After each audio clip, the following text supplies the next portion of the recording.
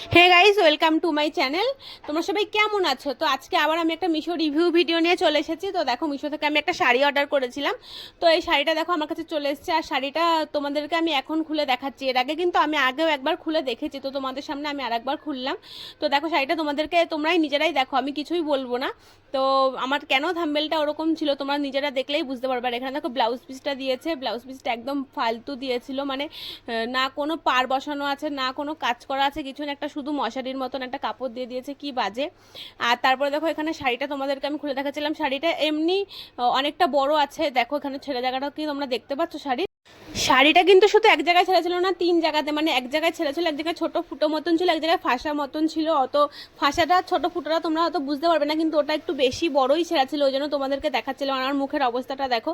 আমি ভাবছিলাম রিটার্ন করবো কিনা, তোমরা কমেন্ট করে কিন্তু জানাও যেটা আমার রিটার্ন করা উচিত হবে কিনা।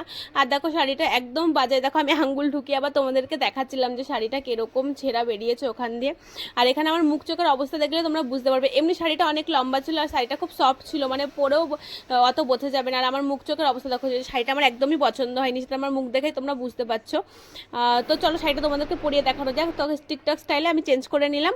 আর আমাকে শাড়িটা পরে কেমন লাগছে তোমরা কিন্তু কমেন্ট করে জানাবে। প্রথমে একদমই ভালো লাগছিল না, কিন্তু তারপর দেখো পরে বেশ ভালোই লাগছে। আর ছেঁড়া জায়গাটা না সেরকম একটা অত বোঝাও যায়নি। আর এই শাড়িটা পরে কিন্তু আমি অনেকগুলো রিলস ভিডিও বানিয়েছি। তোমরা যারা যারা এখনো আমাকে ইনস্টাগ্রামে ফলো করোনি তাড়াতাড়ি গিয়ে ফলো করে আসো, রাইমল্লিক143।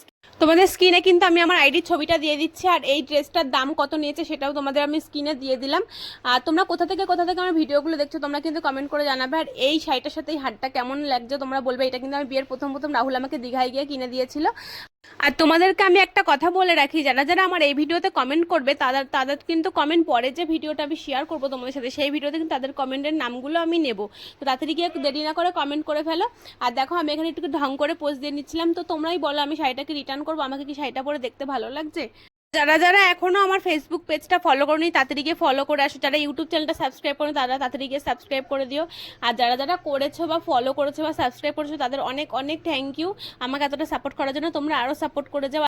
এই শাড়িটা পরে আমি কটা রিলস বানিয়েছিলাম, তার মধ্যে একটা তোমাদেরকে শেয়ার করে দিলাম। তোমরা রিলসটা দেখে নাও। আজকের ভিডিওটা এখানেই। ভিডিওটা ভালো লাগলে লাইক করে দাও। টাটা, সবাইকে দেখা হচ্ছে নেক্সট ভিডিওতে।